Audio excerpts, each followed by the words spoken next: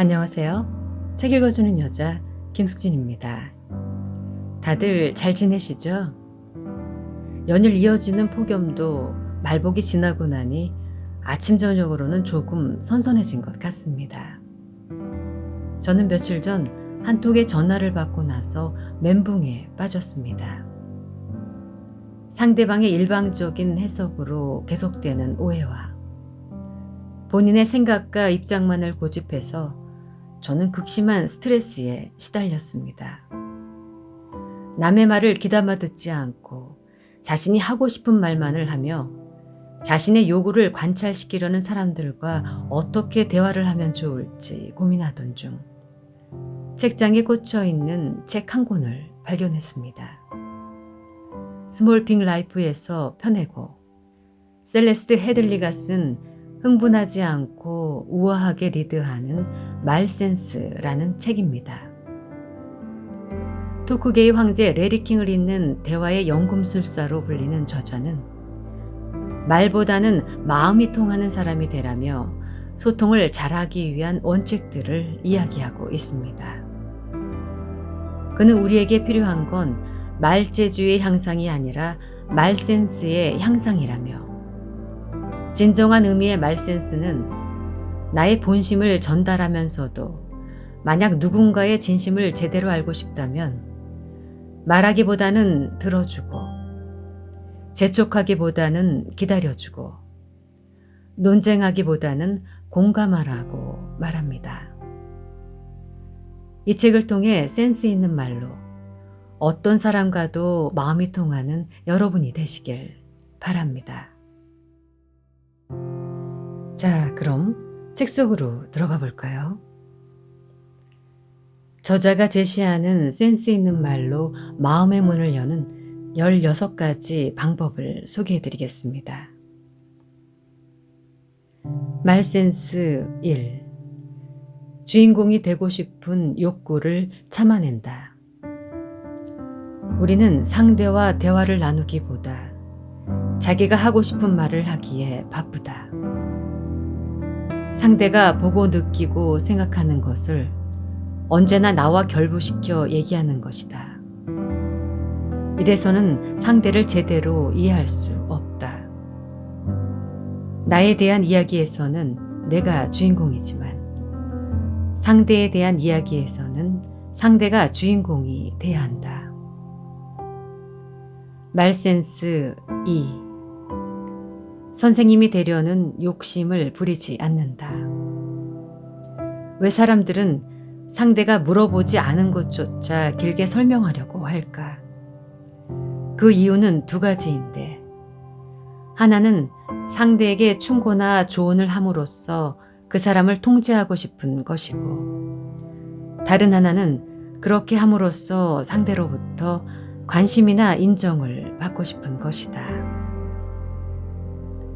말센스 3. 질문을 통해 관심과 사랑을 표현한다.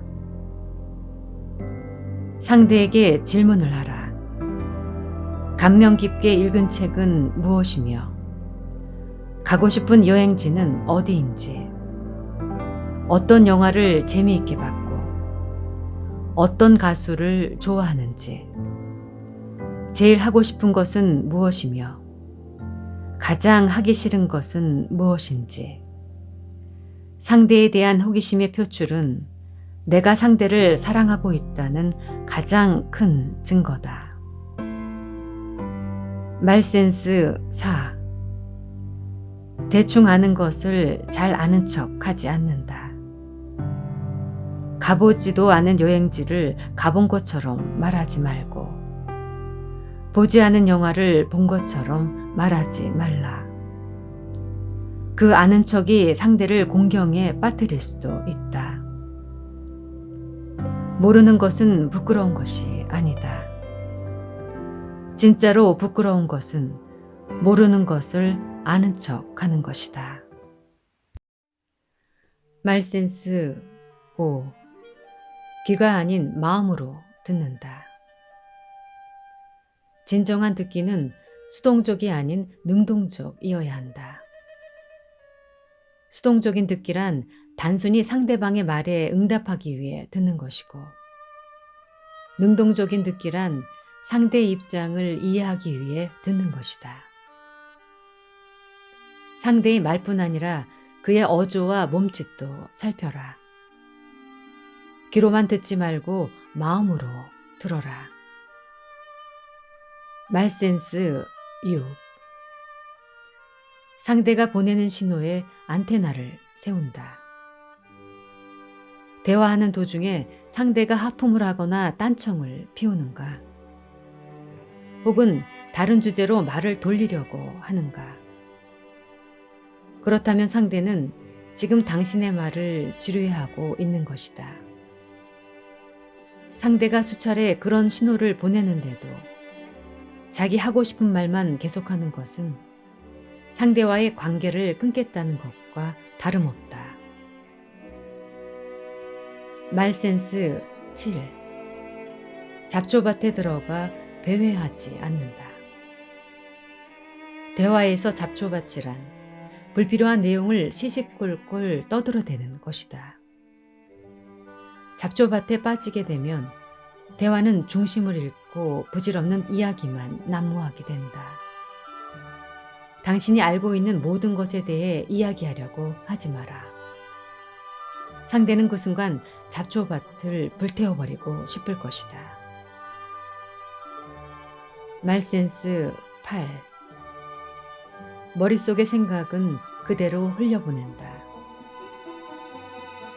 대화를 하는 동안 우리는 계속해서 다른 생각에 사로잡힌다. 나라면 이랬을 텐데, 그땐 이랬어야지. 왜 그런 생각을 고집할까? 이런 식으로 계속 생각하는 것이다. 이것은 결국 상대방의 말에 내 얘기를 끼워넣고 싶은 본능이다. 그 본능을 흘려보내라. 그래야 진정한 대화가 가능하다. 말센스 9. 좋은 말도 되풀이하면 나쁜 말이 된다. 상대가 어떤 실수를 하면 우리는 그가 똑같은 실수를 되풀이하지 않을까 불안하다.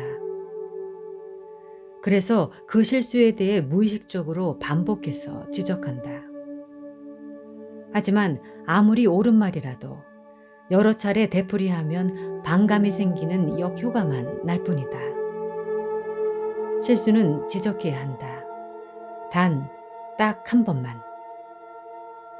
말센스 10.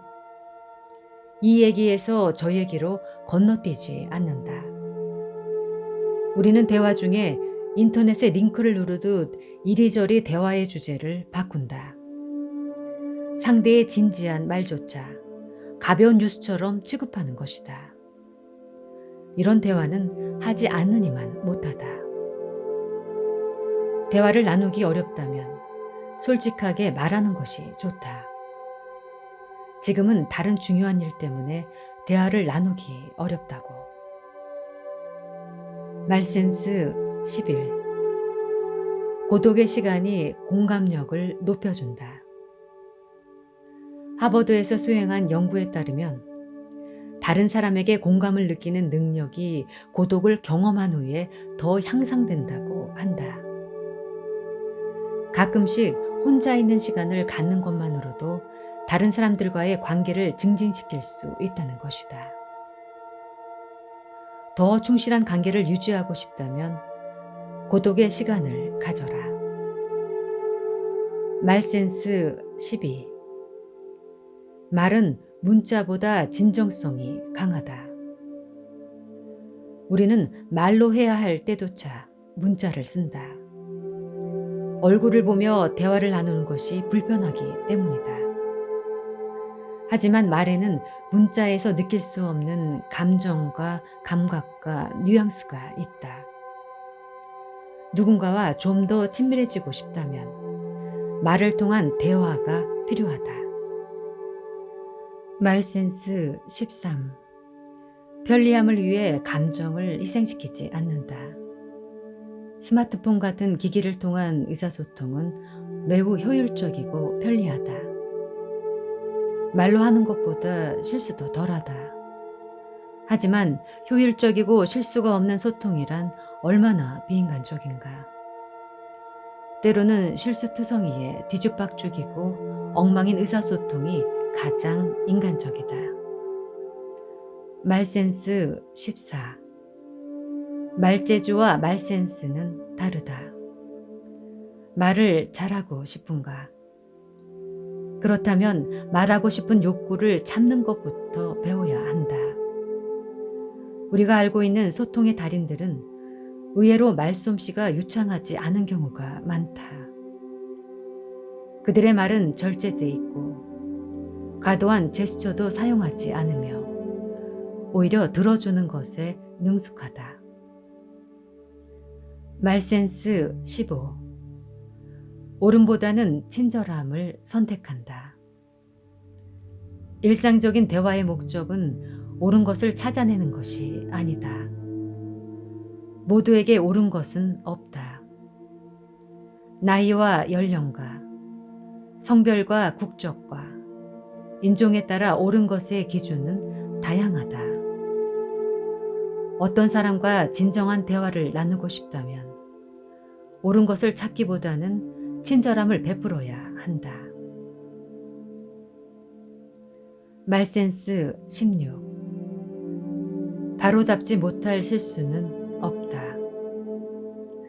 혹시 말을 뱉어놓고 미안했던 적이 있는가? 그 말은 하지 말았어야 했다고 후회했던 적이 있는가? 그렇다면 지금부터는 이렇게 하자. 바로 사과하는 것이다. 사과가 불가능한 일은 존재하지 않는다. 오히려 사과는 불가능한 일을 가능한 일로 만드는 유일한 대화법이다. 몇 년 전 내가 좋아하는 한 친구의 아버지가 돌아가셨다. 장례를 치른 후 어느 날 그 친구는 사무실 밖 벤치에 홀로 앉아 멍하니 지평선만 바라보고 있었다. 그녀는 극도로 심란한 상태였기 때문에 나는 무슨 말을 해주어야 할지 알 수가 없었다. 슬픔에 빠져 취약해진 사람에게 적절한 말이 무엇일까 고민을 하다가 나는 내가 아버지 없이 자랐다는 사실에 대해 이야기를 늘어놓기 시작했다. 내가 9개월밖에 안 되었을 무렵 아버지가 잠수함에서 익사한 이야기를 들려주면서 아버지의 얼굴조차 알지 못했음에도 항상 아버지의 죽음을 애통했다고 말했다. 나는 그저 그녀가 혼자가 아니라는 사실을, 나도 비슷한 일을 겪어봤기 때문에 그녀의 기분을 이해한다는 사실을 알려주고 싶었다. 하지만 내가 이야기를 마치자 친구는 나를 바라보면서 이렇게 쏘아붙였다. 좋아, 셀레스트. 내가 이겼어. 너는 아버지를 알지도 못했지만 나는 아버지와 최소 30년 이상을 함께 보냈으니 내 상황이 더 안 좋은 거야. 그러니 아버지가 돌아가셨다고 해서 내가 기분 상할 필요는 없겠지? 나는 몹시 당황했다. 그래서 내가 즉각적으로 보인 반응은 내 태도를 변호하는 것이었다. 나는 말했다. 아니야. 그런 뜻으로 한 말이 절대 아니야. 나는 그저 내 기분을 이해한다고 말하고 싶었던 것뿐이야. 그러자 그녀가 대답했다. 아니야, 셀레스트. 너는 이해 못해. 너는 내 기분을 조금도 몰라. 내 친구는 자리를 떴고 나는 그곳에 무기력하게 서서 그녀가 사라지는 모습을 바보처럼 바라만 보고 있었다. 나는 내 친구를 완전히 실망시키고 말았다. 나는 그녀를 위로하고 싶었지만 위로는커녕 기분을 더 상하게 하고 말았다.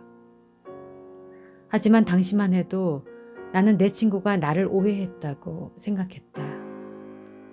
그녀가 취약한 상태에 있었기 때문에 도움을 주려던 나를 부당하게 몰아세운 것이라고. 하지만 나중에 생각해 보니 친구는 나를 오해한 것이 아니었다. 그녀는 당시 일어났던 일을 나보다 더 잘 이해하고 있었다. 생각해 보니 나는 그녀가 자신의 슬픔을 날 것 그대로 표출하기 시작했을 때 그 상황을 불편하게 느꼈다. 그런 상황에서 무슨 말을 해야 할지 몰랐기 때문에 내가 편안하게 느끼는 주제, 즉 나에 대한 이야기를 늘어놓은 것이다. 적어도 의식적인 수준에서는 내가 그녀와 공감을 하려고 노력하고 있었는지 모르지만 실제로 내가 행한 건 그녀의 고통에서 관심을 끌어와 나에게 집중시킨 것이 전부였다.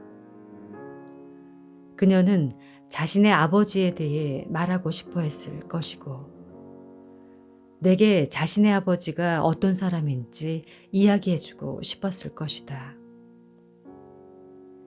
그녀는 자신의 소중한 기억을 친구와 나눔으로써 상실감을 극복하고 싶었을 것이다.